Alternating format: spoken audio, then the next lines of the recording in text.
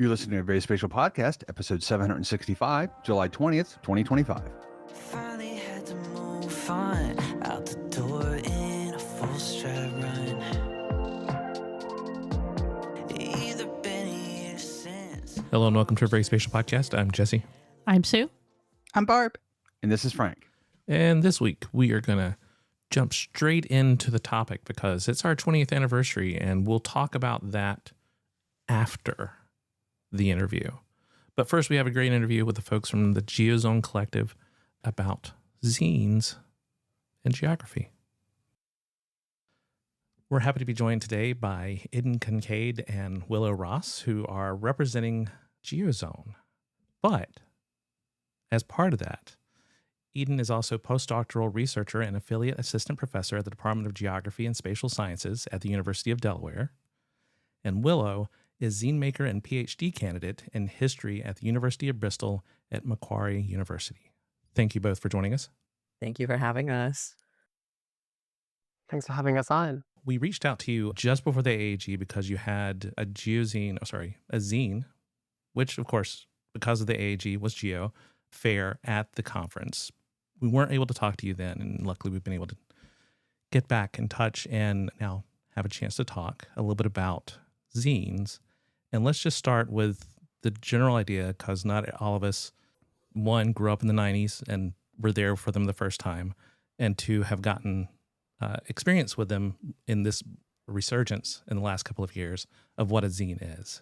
Well, the rote answer for zines is that they are small, usually self-published artifacts from punk DIY culture, publications that usually they're around 12 pages to 20 pages, can be a bit longer. They can be tiny and fit in the palm of your hand, or they can be thick, A3, A4.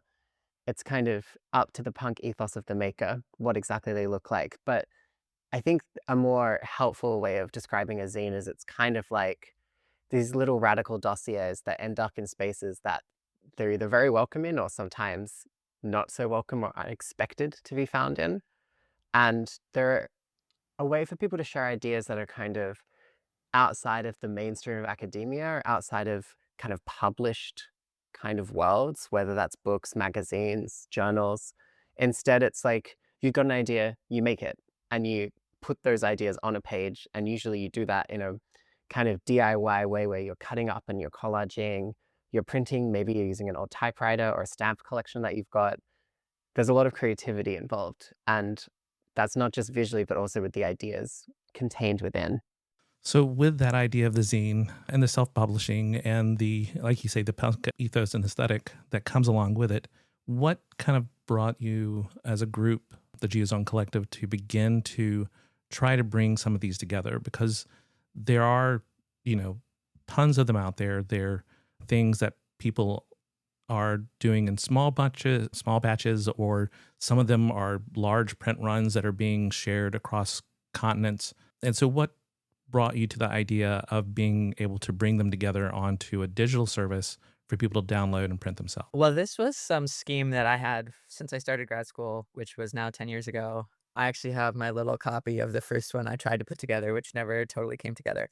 But I was kind of like a angsty graduate student that had a lot of ideas and a lot of gripes. So I got excited about creating some kind of alternative way to engage ideas with my colleagues. But it never really took off. I tried to launch this a couple different times. The second time was because I was pissed about, issues in academic spaces and trying to, create some means to start conversations about, different kind of political issues in our workspaces.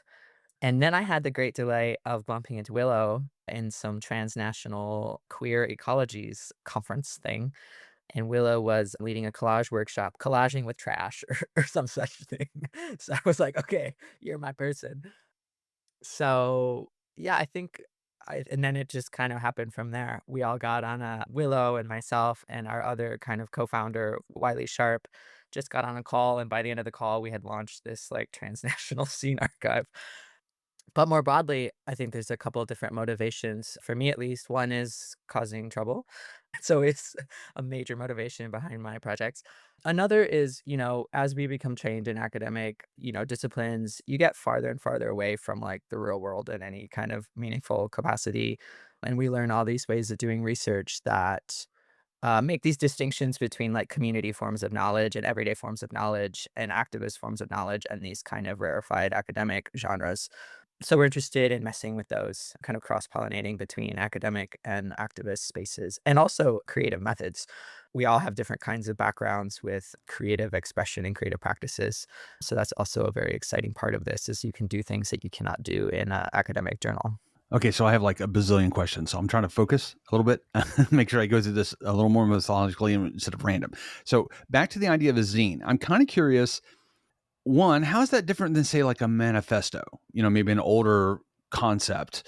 And secondly, how critical do you think that material manifestation is to the idea of a zine? In other words, the concept of a digital zine or a non-print manifestation of a zine. How does that fit within the ethos, or is it, just a different thing? Okay, I might take the first question and give the second to Eden. But in terms of, yeah, like, is a zine a manifesto? I think, to be clear, like, zines were kind of born in the 90s, as Eden mentioned. They came out of the Riot Girl scene and various, like, punk-related, activist-related scenes. And I think a zine can be a manifesto, but often these original, like, early day zines were fanzines about, like, bands or, like, local music scenes and local punk scenes. And it's kind of a way for, like, people who are, like, deeply embedded in, like, a cultural context to, like, share information with each other that is, like, insider knowledge in a certain way.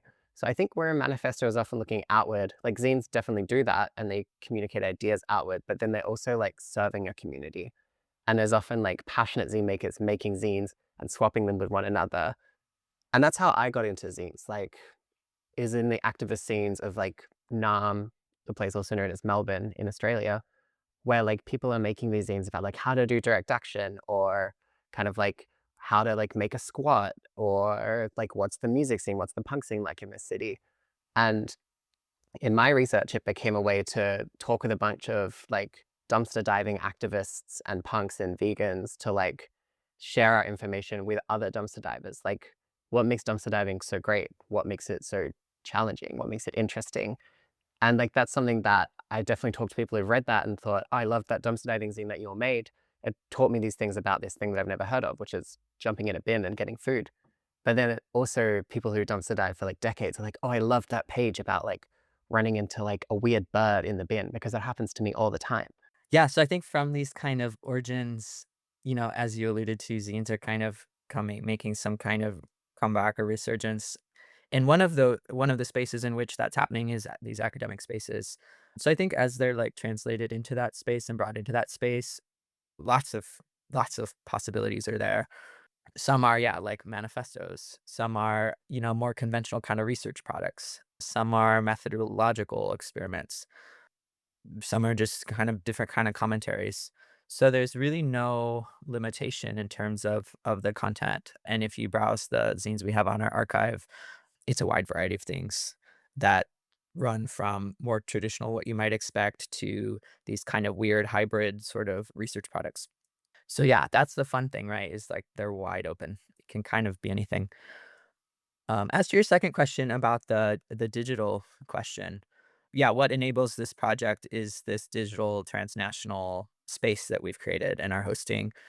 Because yeah, traditionally zines are circulated in a very kind of localized way.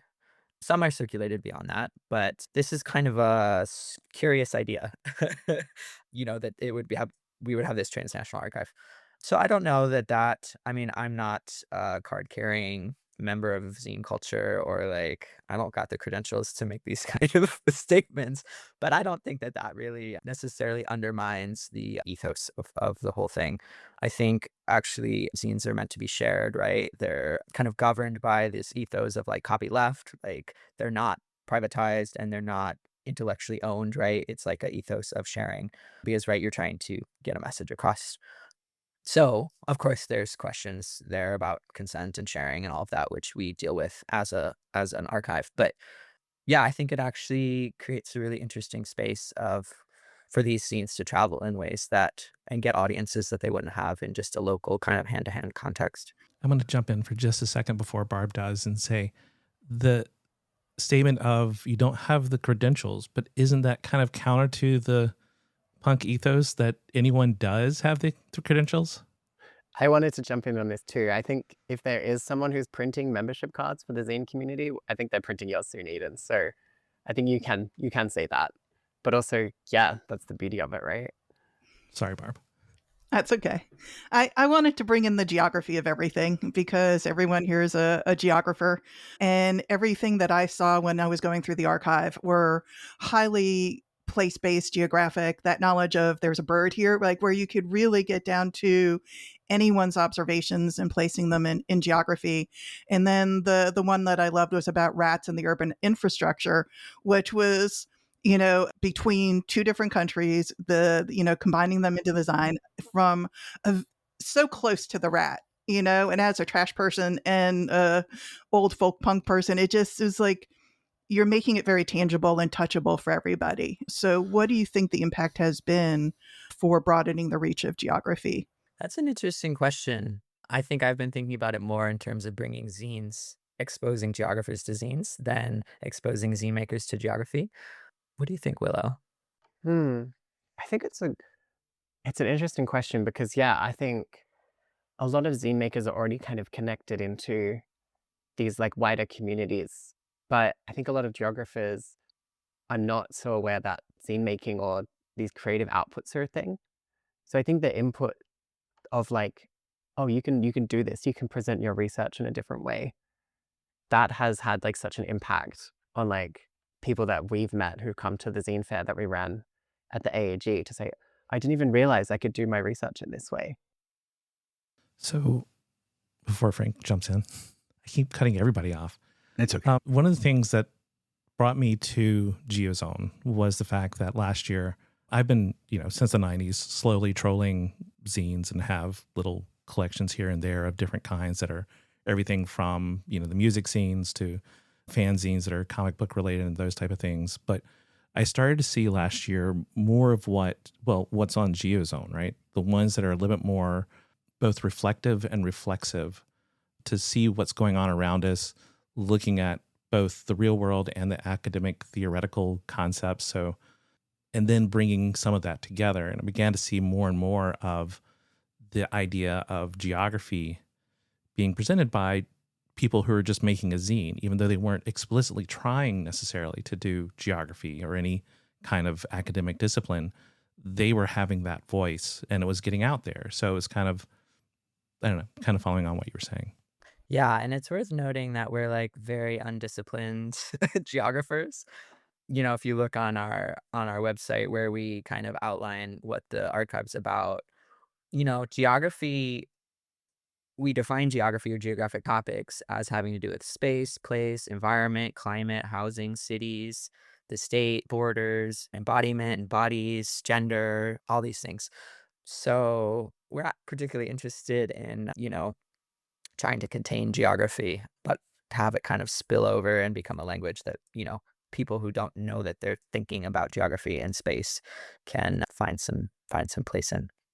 So I find this whole thing incredibly thrilling and fascinating, to be honest with you, because I haven't done anything with it, but I actually have the YouTube channel that's Punk Rock Geographer. So big old time punk rock guy and very much into the ethos of sometimes it's better just do and not worry about all the mechanics, making sure you get all the checks checked and all that stuff like that. So I love this general concept at my core, but I'm kind of curious, maybe this is a later question actually, but I'm kind of curious, have you seen this having a positive impact? So, I mean, at the end of the day, right, what we do as researchers is we're trying to talk about the world, make knowledge about the world in theory.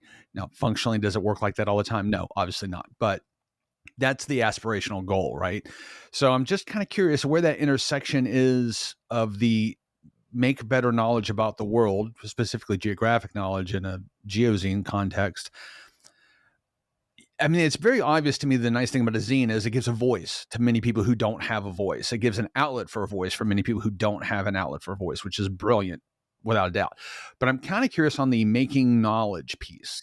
How do you think that this addresses that in a novel way that peer review and publishing a journal 17 months after you wrote it, process that we're all used to. How that supplements or supplants that type of process. I think there's maybe a couple different elements to this idea of making knowledge.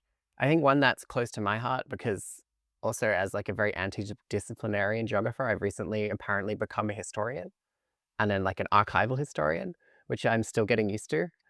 But I think there's something about like ephemeral research media and ephemeral like print media like zines, but also like things that come out of protests or blockades or like radical movements. They often get like circulated for a few years and then just disappear.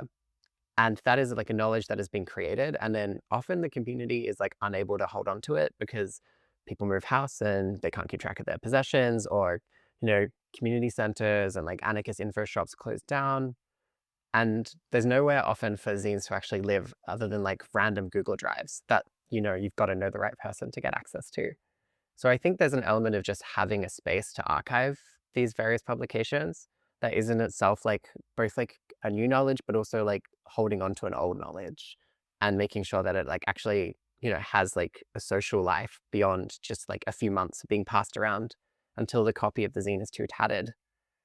And then I think the other side, and maybe Eden, you want to speak to this a bit more, is like the pedagogical side of zines and having all these zines available to access. And I think there's something there in like the way that there are new knowledges being created about teaching and like teaching new researchers and teaching students. I don't know if you have any thoughts on that, Eden. Yeah, definitely. Yeah, what this brings to mind for me is, yeah, the politics of academic knowledge production. What counts as research, what counts as knowledge, and too soon to say the impact of all of this on the spaces outside of the university. But something that I found very interesting and heartening and, having great potential was just the space that we made at the annual meeting of the American Association of Geographers. So this was the first time that there was this space. So we were in the exhibit hall, which is where all the academic presses are and all the kind of sponsors of the conference. And we had a space there where we were just collecting and freely sharing all of these strange publications. And something really interesting happened in that space, right? At a conference where it's like the place to do all this really highly technical, highly formulaic sharing of, official knowledge and all of that. And we're passing out these kind of fringy experimental publications next to all the proper publishers. So I think and we saw so much curiosity and so much excitement around that. So I think, I can't really talk about impacts at this moment, but just creating an opening, I think, for these different kinds of knowledges in these official venues of our discipline. The classroom is another such space where we've done a couple different panels on teaching with scenes and curate some resources around that. And, occasionally I'll go into classrooms and introduce the archive to students and help teachers think about assignments and things like that where they can bring zines into their classroom. And it's the same idea. It's about kind of decentering academic texts, which tend to be inaccessible and uninteresting for undergraduates in particular, and giving them some kind of strange little publication that addresses the same kind of content, but with a much different voices, much different kind of style. And I've seen students respond really well to that. So I think there's all these different ways we're trying to meddle with, what counts as knowledge and what kind of, processes and gatekeeping are involved in getting your perspective or your community's perspective recognized. So GeoZone was, formalized fairly recently, but you've already gained a lot of accolades or people that are paying attention to what you're doing. Did you want to talk about some of those? I can give the little rundown of what we've been up to. Yeah, so we just started about a year ago, last June. So far, we've been quite amazed by the response. We have 83 zines in our collection on all kinds of topics I've lost the current count, but it's more than 20 different countries.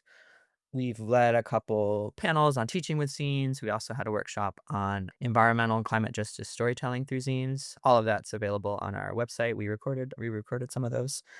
We had our zine fair. We've been doing some other kind of organizational work to get into classrooms and things. So it's really taken off, which I think speaks to the level of excitement and relief. I think a kind of relief that people feel to be able to engage these kind of spaces within our broader disciplinary formation. When you meet with people and you talk about pedagogy or you're doing workshops, do you feel that movement from not being sure how to approach it because of how we're taught to approach these topics in academia to like basically getting relaxed with and exploring it as you've imagined it? Mm.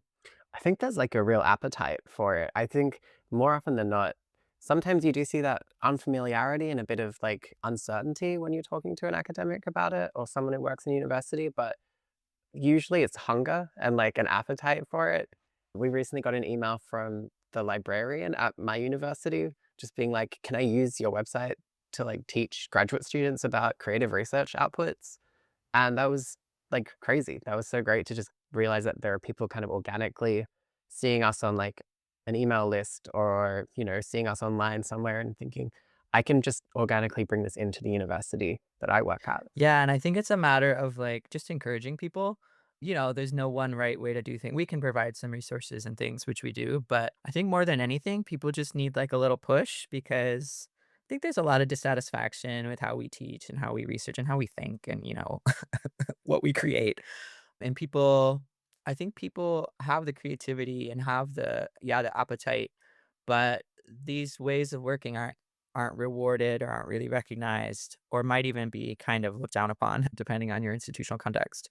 So I think just like what's powerful is getting people together, a bunch of people with this interest and just kind of, yeah, giving them some tools, but more just kind of, yeah, encouraging them to go experiment and then get back to us, right? Like I'll go into classrooms and talk to the students and say, here's like their instructor will give them a zine assignment and they'll have me come in and just tell them about the zine and say, yeah, come and, submit your zine if you want. So I think it gives students like an actual, rather than just create this thing that's just going to be turned in to just get a grade, it gives them a little more interest and ownership in what they're creating. Like it could actually go somewhere and like be shared somewhere. So I think it gets everyone more engaged in the whole process. And actually, we're starting to bump into, yeah, special journals wanting to do special issues. Journal reached out to me about that with zines. So, it's always kind of unclear how they're going to bridge those worlds exactly. So there's always kind of questions there about format and whatnot. But they are expressing interest in these new media. And I think also in one of our workshops, one of our colleagues was describing how they started or they were involved in, I don't know if they started it, a zine-based academic conference where you just send zines around and somehow they all connect around them. And as part of that, they were talking about how the zines were getting DOIs.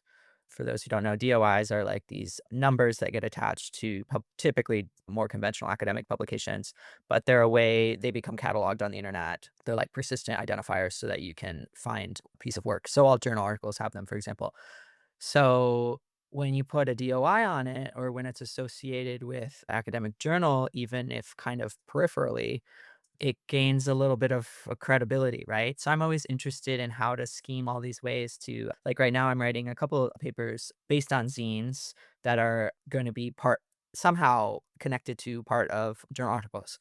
So there's all these schemes I think to how we position ourselves and how we kind of play the game of, credentialing ourselves while also being kind of subversive because these publishers and all this also have an appetite for novelty and what's sexy, for better for worse. So I think there's ways to kind of strategically engage in a way where you can claim your work as a professional and also do things that are weird and fun and subversive.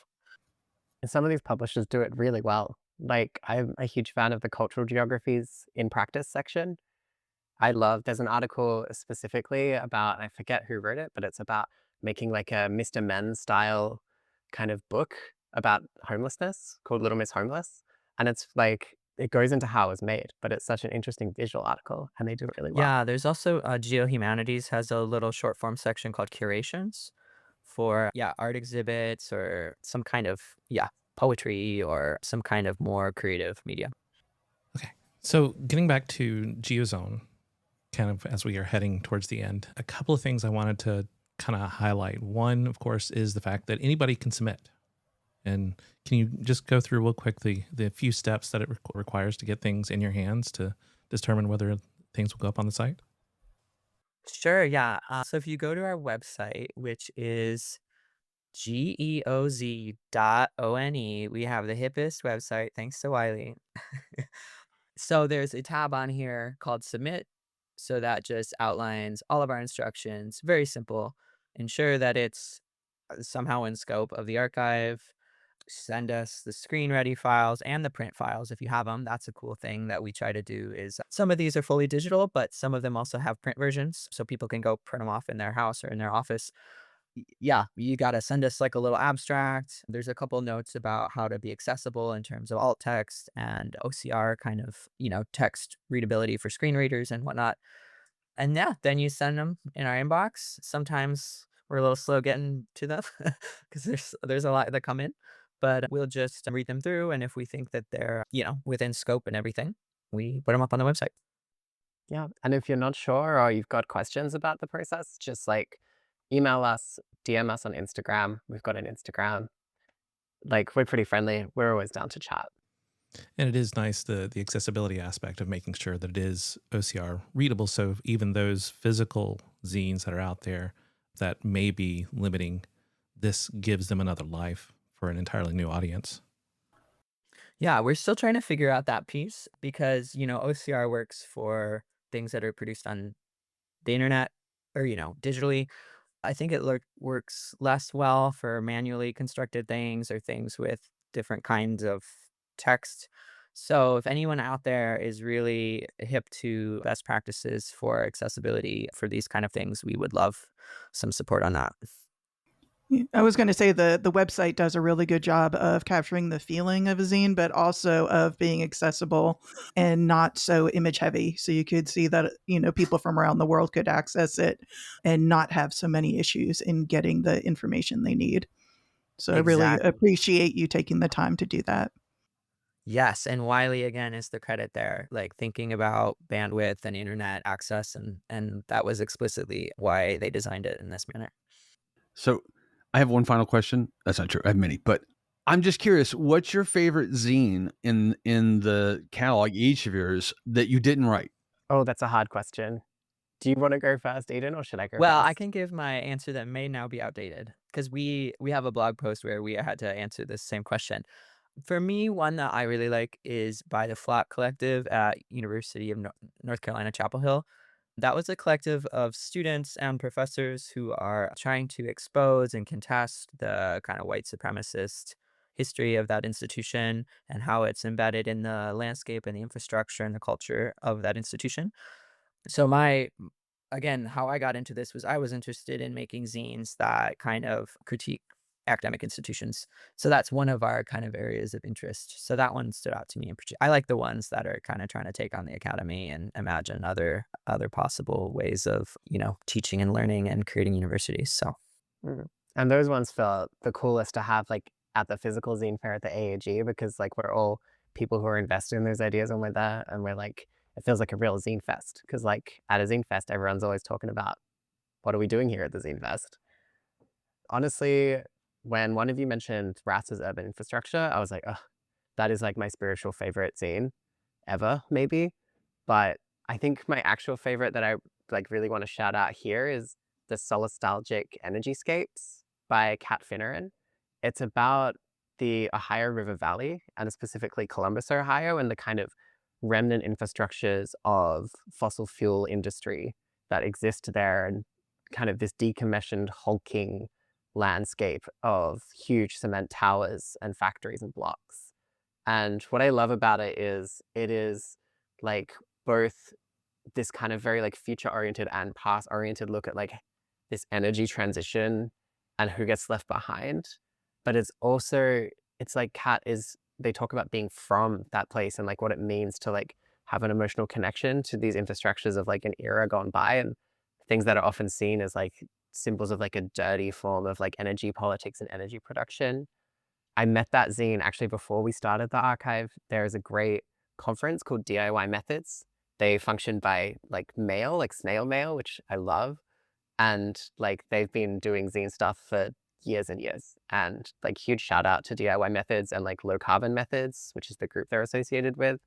But I was part of that conference a couple of years ago, and in my little mail pack that they shipped all the way to Southeastern Australia, which was incredible, I got this zine and I was like, oh my God, I love this so much.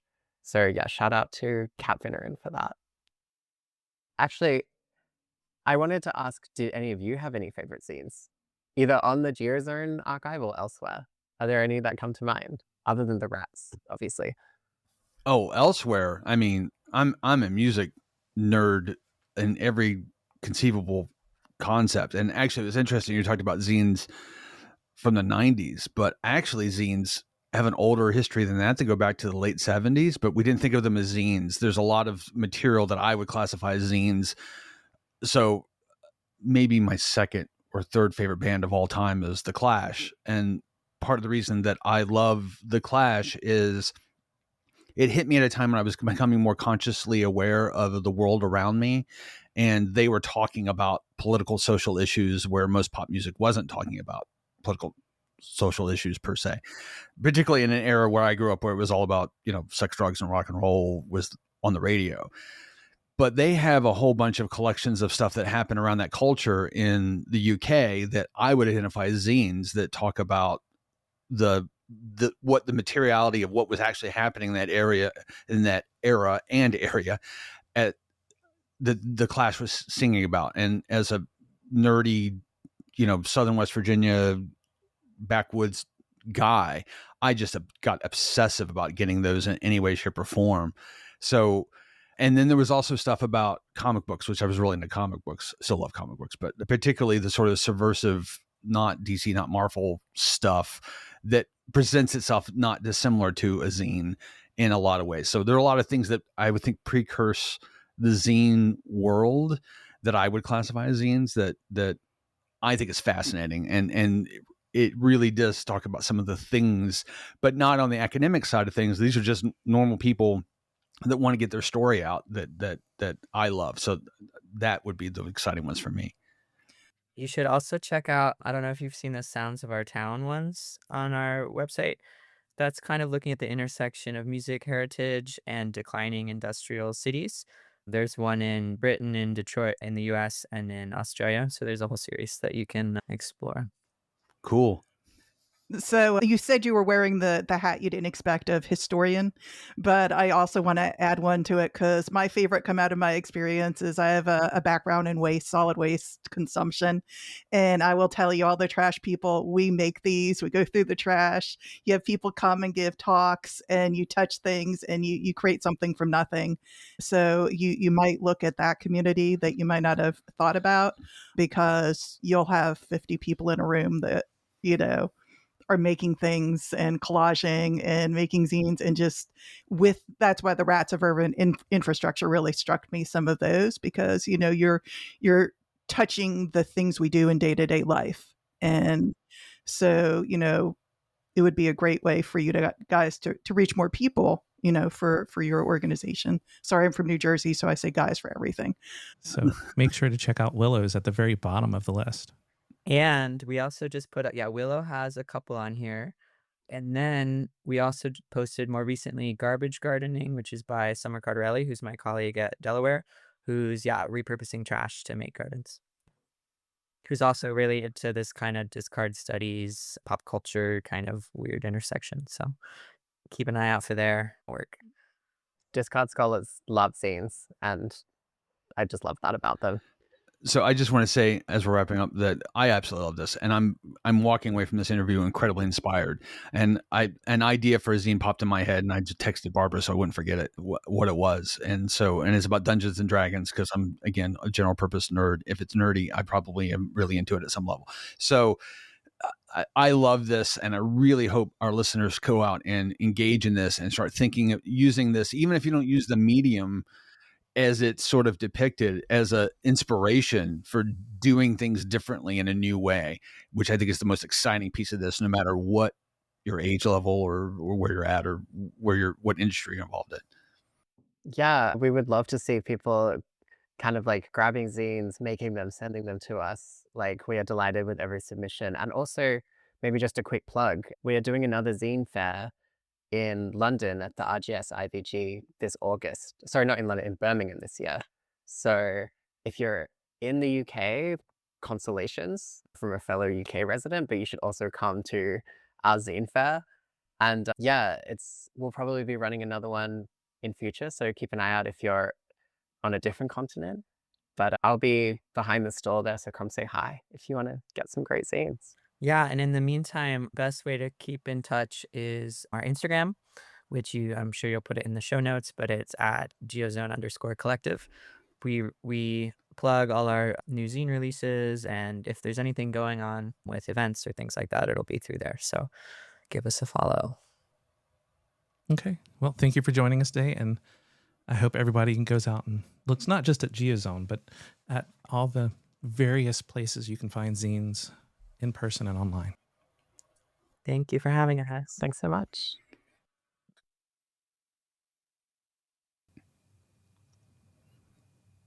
That was awesome. It was. It's a good conversation. Sorry, Sue, you couldn't I know. Stupid. work. Dumb day job getting in the way. Yeah. And it's all like, as always with every day, it's all like little stuff. It's all little stuff. But that was that was a very inspiring conversation, to be honest with you. And I've been, in case listeners aren't aware, we oftentimes record the interviews before we record the episode. So I've been thinking about that interview for 4 or 5 days now, how long it's been. I really like that one. I had to get, after we had stopped the interview, I had to get Barb to kick Frank under the table to get him to stop gushing. She got a text and I was like, what? I just really enjoyed talking to them. They were talking about things that, tickled my little fancy all the way through. Yeah, it was a good conversation. I don't know, 20 years. Thoughts? I think amazing. I was thinking to myself earlier, I'm like, how many podcasts from that original sort of generation are even left? We got to be one of the few consistently. And always 20 years of Jesse's amazing editing and doing all of the technical work and stuff. So round of applause on that. That's what I was thinking too. But as part of that, I was thinking 765 episodes, plus our dabbling in video, plus all our special episodes and stuff. We're approaching 1,000, I think. I didn't do a new count, but yeah, we're How approaching many? 1,000 with everything. Over 1,000? Oh, we're approaching About. 1,000. Yeah. I can see that. With the So road anyway, show, that's one of the things that kind of got me thinking, like, 20 years, but so many, well, not many, but several generations, waves almost, not quite generations, but waves of podcasts have come since then, right? Because it was kind of like that first initial surge, a lot fell by the wayside. Then it seemed a couple years went by and then there was another surge. And now like the current generation is a little bit different. Well, now it's just mainstream, right? It's matured. Yeah, it's a mature industry, whereas before it was exploring the unknown, trying out new things. It's been, I can't believe it's been 20 years. It doesn't feel like it's been 20 years. On the one hand, it feels like I've always done this, but on the other hand, it feels like I just started doing this just a little while ago. So if you told me 5 years, I'm like, yeah, that seems legit, but 20 years, that's amazing. 20 years. When a few years ago, when I was compiling a list of like where our name appears, one of them was on Wikipedia in the timeline of early podcasts. And it was just exciting to see, VerySpatial listed there. I haven't gone back to check. I need to, but around a long time. Had some great conversations.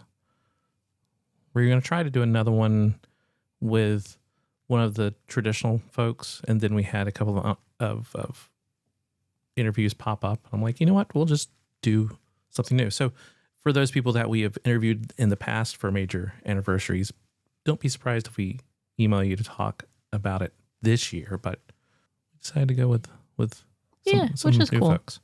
Which is cool. Yeah. I mean, those are good memories, right? So great conversations over the years with Elvin Slavic. Who else? All kinds of. Lance Stojic, Richard Cook, Yeah. Bernie. So yeah, there's so many people. Our first interview, I think, was Dr. Tim Warner, who was the remote sensing professor at WVU. And then, of course, Sue's favorite early interview, Peter Morville, of course.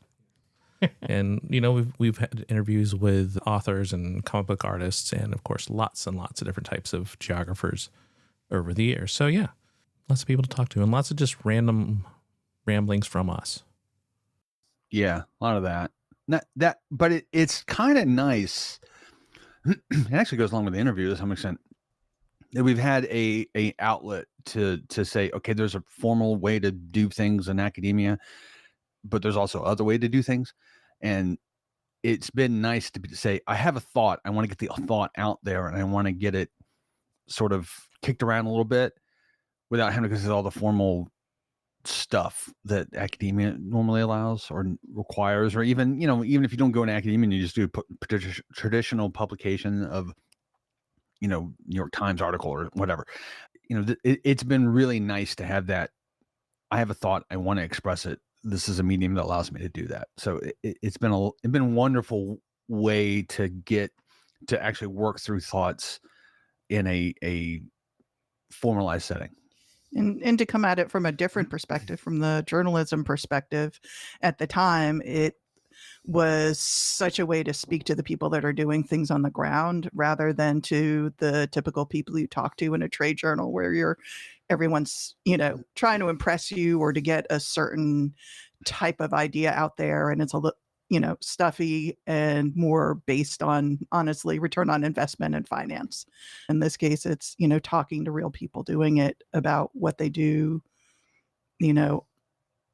daily or what they're trying to achieve. So a lot of fun. Yeah. And over the years, right, especially at the beginning, one of the goals of doing it was to not just get those thoughts out there, but to kind of follow our own processes as we tried to keep up with some amazingly rapid changes going on. And I think for us, starting off in the academic side, getting exposure to the practical part of the geospatial industry, geography, a lot of people who are, are out in the world and going to conferences like Where 2.0 and getting that perspective as well just was an amazing thing to add to maybe some of the more traditional things that we were doing. So in terms of our own education and then later in our day jobs, right, in teaching others. And hopefully there's someone out there on Insta Reels or TikTok or whatever platform of choice that is doing what we did, because we wanted to make sure that we were keeping up with things that were new coming out because our faculty weren't. And now we're not. So hopefully someone else is doing it for the generations coming up now.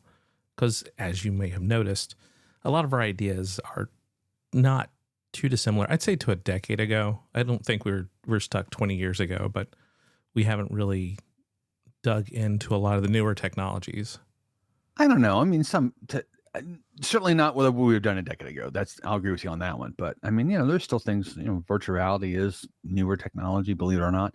Yeah, but we've been working on it for the full 20 years. So we're looking at that in different ways. Yeah. But the stuff like AI and generative AI and LLMs and how now what we've been doing as part of remote sensing and, the expert systems neural networks, aka AI that we started with, it's not that different, but we're not keeping up with the terminology of machine learning, deep learning as it's transitioning. So I guess in some ways we're keeping up with it, other ways we're not, but it's just, hopefully there are people who are keeping up with those things that we are not. So I don't think we should necessarily be the ones on the cutting edge because we're not using those things daily. I would say that based on just, being able to review things for like the Signal Awards, I'm hearing more and more just spatial and geospatial just coming up out of just different podcasts that you wouldn't even expect. So I think that there's just a broader ingrainedness of it and what's going on right now that, people aren't realizing because you don't notice how much it's changed.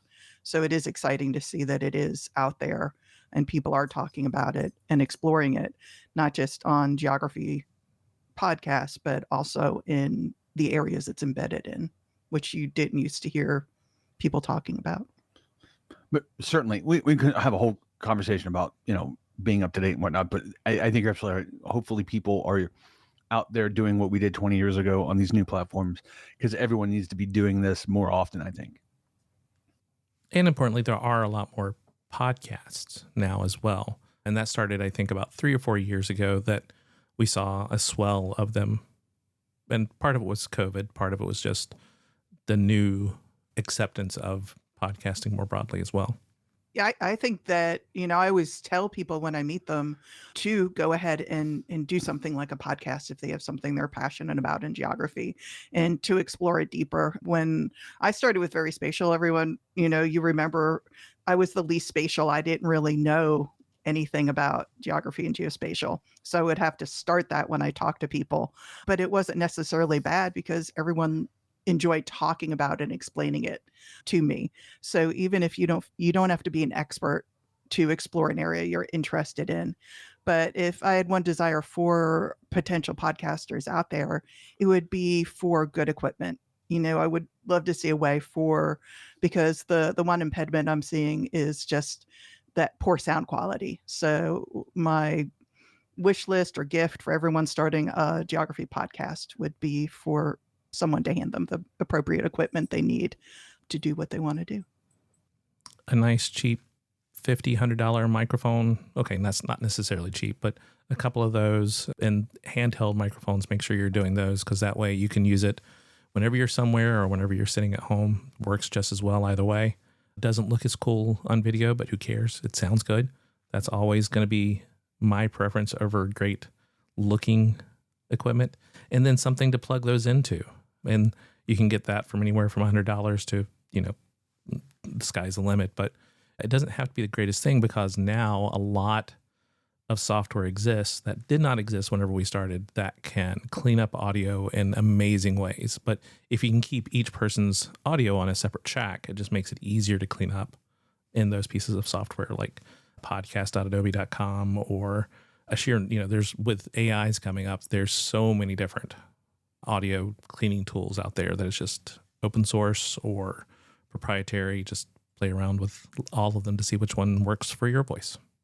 Yes, and listening to it. And so over the past 20 years, we've had Jesse, who's been awesome with editing, and Frank has stepped in a few times as well to edit. But that was one of the things that I would tell you. And he would say, you got to stop doing this or that. And it does make a difference. And so I was the bad one on that had some, and still have some bad habits, and you don't realize it until you hear it.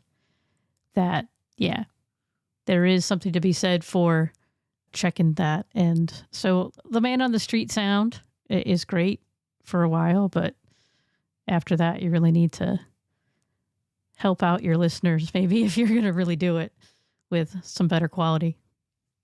Well, I'll say this, which is, don't expect to get it out correct out of the gate. I mean, don't worry about the first dozen or even 2 dozen episodes. Learn. It's okay to learn by doing. That's perfectly okay. Nobody expects a professional studio grade production on episode 3. I mean, come on. Learn, figure out what you're doing, get rid of some of those things that you do that Sue's mentioning that are weird, and then invest the money, when you go, yeah, this is something I want to do. Take out your phone, hit record, video or just audio, put it in the middle of the table, start talking. Yeah, hopefully you'll be here in 20 years too. We probably won't.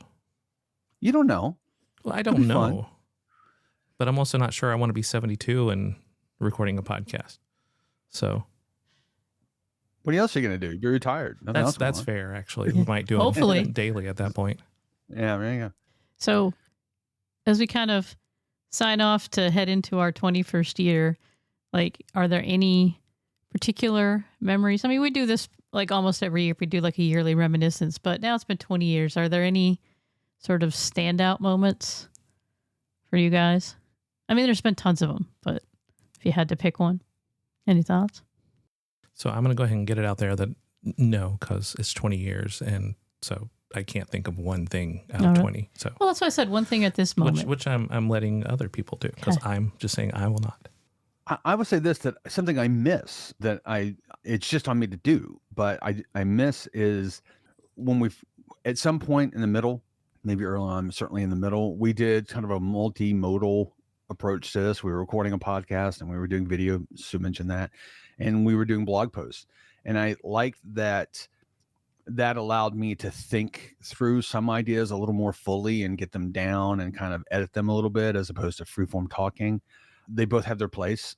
So I really like that, and I would like to get back to it. And that, again, that's on me to just do it, but still that's was something that sticks out at me. That was a really special thing that we did during the podcast that I always really liked.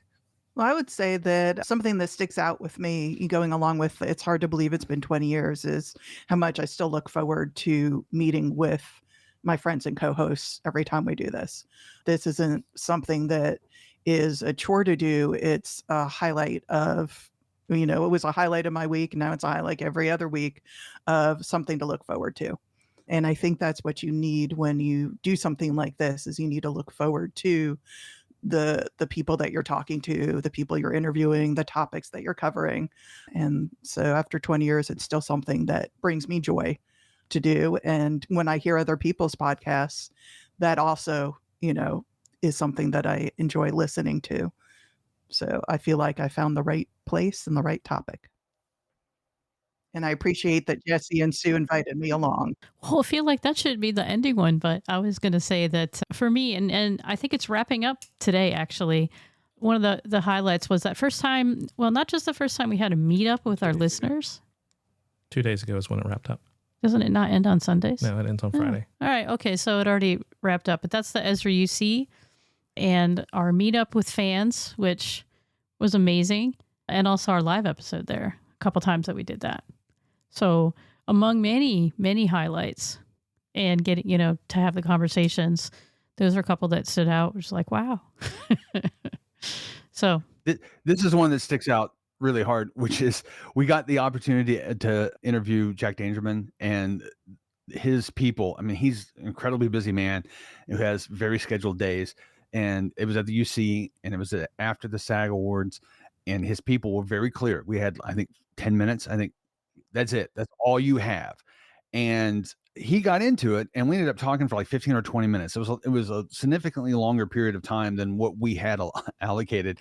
And when we hit like the 12th minute or something like that, I remember looking over at his people, and the look on the one person's face was, I want to blame you for all of this, but I really can't, because I know the guy I work for. But I do kind of blame you for all of this. And I was just like, I feel really bad. It was just a really funny visual half-second moment on something. And it was a very enjoyable conversation. Episode 100 something, 200 something.